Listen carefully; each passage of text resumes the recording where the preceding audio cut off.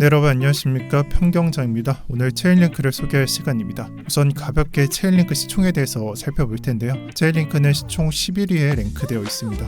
시총 액수로는 10조가량이 확보되어 있고 그 두 번째 밑으로 아발란체가 있는 걸 확인해 보면 얼마나 높은 급으로 분류가 되어 있는지 알 수 있을 겁니다. 또한 체인링크의 주요 기능을 살펴볼 텐데요. 세 가지만 보시면 됩니다. 파이낸셜 서비스라고 하는 것과 디파이, 그다음 메타버스와 NFT입니다. 메타버스와 NFT는 한 번에 묶어주시고요. 그리고 첫 번째, 두 번째 이렇게 세 가지로 보시면 됩니다. 그래서 첫 번째 파이낸셜 서비스는 CCIP라고 불리는 기존 금융권과의 연결과 다른 체인 간의 연결을 보시면 되고요. 오늘날의 브릿지랑 멀티체인을 섞어서 쓰는 폴카닷과 코스모스를 생각하시면 됩니다. 하지만 다른 점이 있기 때문에 오늘 가져왔겠죠. 그래서 첫 번째가 파이낸셜 서비스인 거고, 두 번째 디파이의 경우에는 아직 좀 서비스가 미약한 편입니다. 하지만 이더리움을 제외한다면 꽤나 좀 전망이 밝아 보인다라고 평가를 했고요. 그 다음에 메타버스와 NFT는 체인링크에서 밀고 있는 주력 상품은 아닙니다. 하지만 이 두 개를 품었다는 의미로 해석할 수 있습니다. 우선 첫 번째 파이낸셜 서비스 CCIP를 설명하도록 하겠습니다.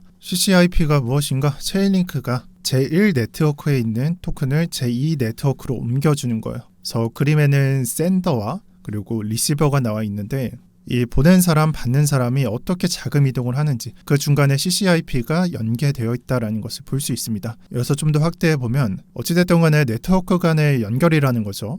예를 들어서 아발란체에 있는 A코인을 이더리움에 있는 A코인 또는 B코인으로 교환을 하겠다. 이런 게 오늘날의 브릿지, 체인 간의 이동 그런 식으로 부르는 건데, 좀 한 가지 좀 다른 점이 있죠. 네트워크가 다른 토큰 간의 연결이 뭔가 복잡한 부분이 없습니다. 그냥 보내면 바로 받는 식으로 설명되어 있어요. 여기서 말하는 복잡함이란 무엇인가? 코스모스나 아톰이죠. 그리고 폴카닷을 생각해 보시면 돼요. 다른 체인에 있는 코인을 또 다른 체인에 있는 코인으로 교환을 하겠다. 정말 여러 가지가 들어가죠.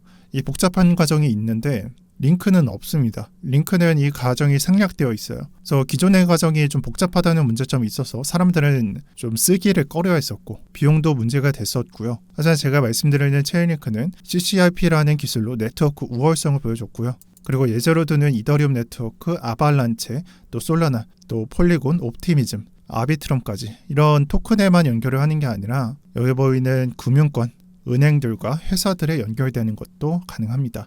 그럼 이게 어떤 걸 의미하냐? 이전에 있었던 브릿지나 그런 형태들의 코인들과는 좀 다른 걸 의미하고요. 이런 다른 점이 있다 보니까 특별성이 부여된다고 볼 수 있습니다. 이 그림에도 잘 나타나 있죠. 은행에서 나오는 돈이나 다른 물품들 또는 서류들을 이제 스위프트랑 CCIP를 통해서 이더리움과 아발란체 또 프라이빗 체인으로 옮겨주는 거예요. 이 기술이 이전까지 있었냐? 사실 있었던 건 아니지만 지향했던 건 있었죠.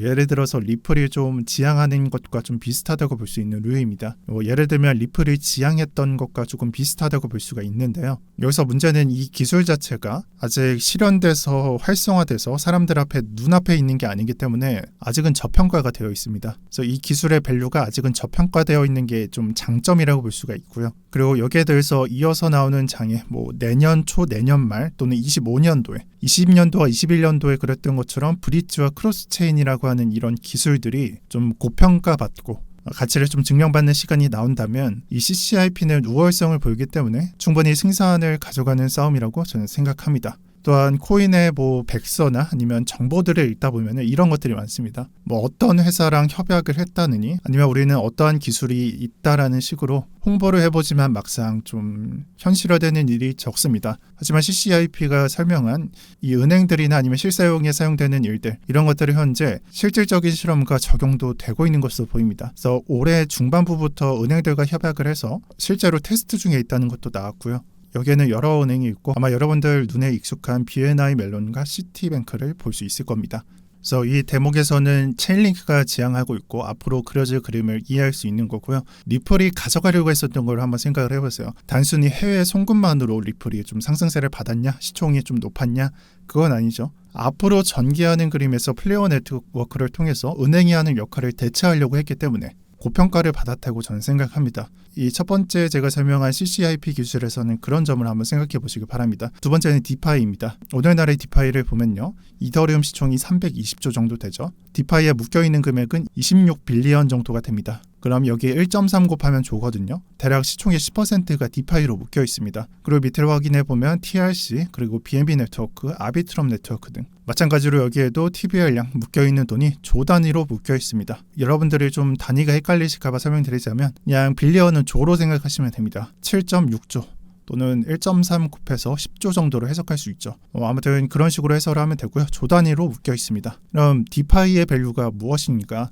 저는 이를 설명할 때는 트론을 보시면 된다고 설명합니다. 트론이 왜 올랐을까? 트론이 9코인 중에서는 좀 방어도 잘 된 편이고요. 그리고 지금까지 상승률이 좀 좋습니다. 제가 여러분들한테 알트코인 추천할 때 트론을 설명하지 않았지만 매번 트론 차트를 볼 때마다 사실 저는 많이 놀랐습니다. 그 정도로 많이 좀 고평가되어 있다. 그 정도로 많이 사람들 의식에는, 투자자들 의식에는 좀 고평가가 되어 있다고 볼 수 있는데요. 이렇게 트론이 좀 높은 가격을 형성할 수 있었던 이유는 아까 질문에서 디파이 밸류는 무엇인가에 대해서 그 해답이 좀 들어있다고 봅니다. 물론 트론을 사용하는 사용자가 많기 때문에 또는 트론에 묶여있는 스테이킹이 많기 때문에 이런 차트를 나타낸다라고도 해설할 수 있지만 반대로 과연 아가리선이 주장하는 그 밸류들로 인해서 이 상승이 존재했던 것인가? 그 반대로 과연 아가리선이 주장하는 그 밸류들, 그런 주장들로 인해서 이런 차트가 나왔는가를 생각해보면 저는 이미 해답이 나와 있다고 보거든요.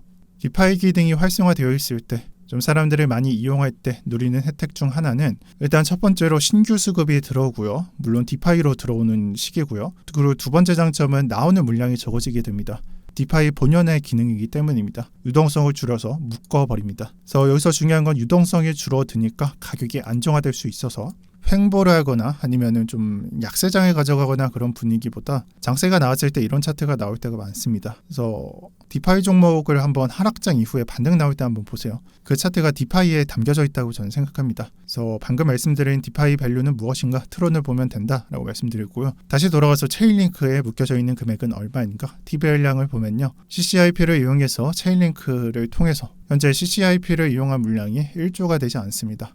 어떻게 보면 상당히 적다고도 볼 수 있는 금액입니다. 그리고 오히려 스테이킹으로 묶여있는 물량이 더 많다고도 볼 수가 있겠습니다. 그렇지만 제가 다양하게 생각을 해보라고 했죠. 그래서 이 금액이 적은 건 어떤 식으로 해설을 하냐면 물론 낙관적인 해설이긴 합니다만 CCIP 기술을 이용해서 지금처럼 다른 체인에 있는 토큰을 디파이 하는 게 어찌 보면요 물량이 아직 확보되지 않았다는 걸 볼 수가 있고요. 초기 모습이라고 생각해 볼 수 있습니다. 물론 반대로 오리지널 체인을 이용해서 디파이를 할 수도 있겠죠. 방금 위에 적혀있는 예를 들어서 이더리움 토큰을 이더리움에서 돌릴 수도 있겠죠. 또한 지금 나와 있는 이 금액 자체가 어찌 보면 네트워크를 굴러가게 만드는 이 서비스 프로바이더들의 피 쉐어링으로 인한 물량이 반영되어 있기 때문에 물론 반대로 생각할 수도 있습니다. 이게 과연 체인링크를 보고 들어온 게 맞냐? 이런 식이죠. 하지만 이러한 생각들도 제가 봤을 때는 미래의 일을 추측하는 거기 때문에 너무 비판적으로 보기보다 이게 초기 장세임을 감안하고 보시는 게 좋을 것 같습니다. 그래서 아무래도 제 생각에는 체인링크를 투자할 때는 이 디파이에 있는 TVL량이 너무 적다라고 생각하기보다는 초기 장세로 감안하고 보는 게 좋을 듯합니다. 왜냐하면 지금 현재도 이 피쉐어링을 이용한 또는 서비스 프로바이더들로 이 물량이 구성되어 있기 때문에 미완성된 초창기라고 보시는 게 좋을 것 같습니다. 그리고 세 번째로 메타버스랑 NFT를 설명드려야 되는데 제가 앞서 설명드렸다시피 NFT와 메타버스 기술은 사실 CCIP 본연, 그러니까 메이저 기술이 아니에요. 그러니까 주력이 아니라는 말이에요.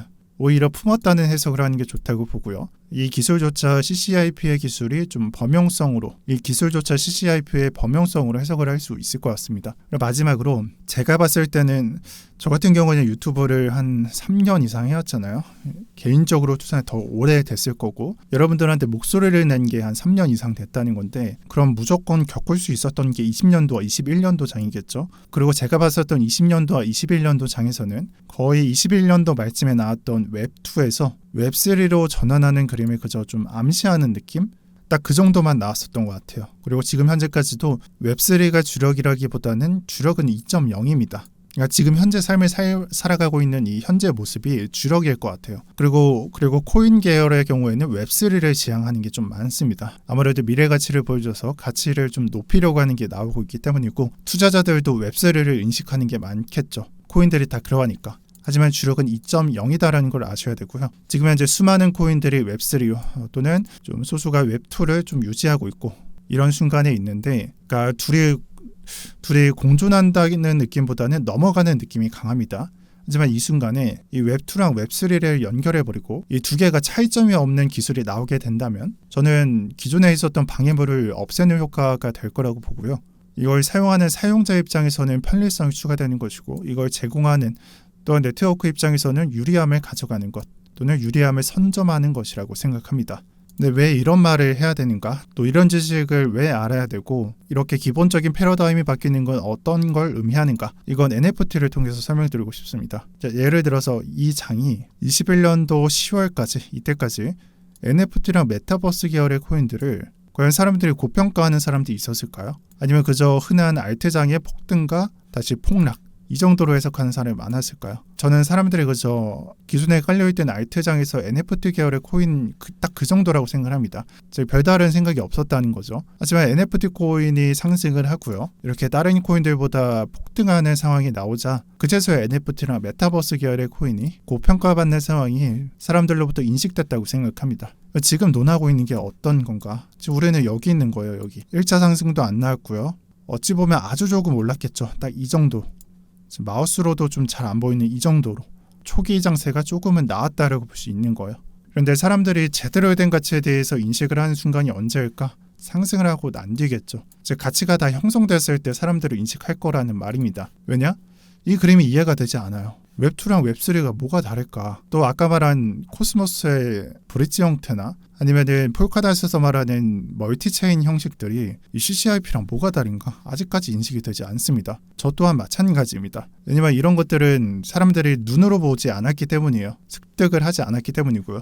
하지만 늘 그렇듯이 초기 장세에서 이 가치를 조금은 탐색하는 것도 저는 필요하다고 생각을 하고요. 저는 그러한 기술에서 이 체인링크 CCIP 기술과 디파의 저력을 살펴보았을 때는 충분히 승부볼만 하다라는 것을 마지막으로 말씀드릴게요. 그래서 정리할게 아까 말한 걸 제가 텍스트로 정리해봤는데 우리가 겪었던 20년도와 21년도 불장에서 마지막에 드러난 건요. 결국 크립토의 폭락도 있었지만 웹3에 대한 해외의 뜨거운 관심도 있었습니다. 하지만 그저 약세장이라서 가격이 표출되지 않았을 뿐이에요. 그리고 지금 현재 23년도 말에 들어와서 10월달부터 알트 불장이 나왔죠. 지금 상승이 좀 잘 나오고 있는 코인, 솔직히 잡코인을 제외하면 NFT 계열과 메타버스 계열의 코인이 조금은 장세가 잘 나오고 있다고 저는 생각합니다. 그리고 웹3의 경우에도 이 같은 해설을 할 수 있다고 보고 있어요. 사람들이 관심을 가져가기 때문이죠. 그래서 마지막으로 한번 질문을 남기면서 끝내볼게요. 다음 24년도, 25년도 장에 대부분은 알트 불장을 생각하고 있습니다. 그럼 알트 불장이 나왔을 때 과연 NFT와 메타버스 계열의 코인과 웹3 코인 이 두 종류가 상승이 적을 수 있을까? 라는 질문을 해본다면 저는 아니라고 보겠습니다. 그리고 가격 예측, 체인링크 10만원 갑니다. 이하 설명 생략하겠습니다. 네, 오늘 영상 여기서 마치고요. 제가 영상에서 추천하는 또는 설명하는 또는 매수를 가져가야 된다는 코인은 평경장 경제 언어방에 올라갑니다. 날짜로 보면 지금으로부터 한 5일 전에 올라간 걸 볼 수 있죠. 그래서 이 방은 고정 댓글을 통해서 들어올 수 있으니 안 들어오신 분들은 들어오시고요. 10,000명이 얼마 남지 않았다. 이제는 1,000명 가까이밖에 안 남았습니다. 그래서 더 이상 지체할 시간이 없으니 이 점 알아주셨으면 좋겠습니다. 여튼 마지막으로 이걸 왜 이제 와서 추천하냐. 정말 가슴을 후벼 파는 댓글이 가끔 달립니다.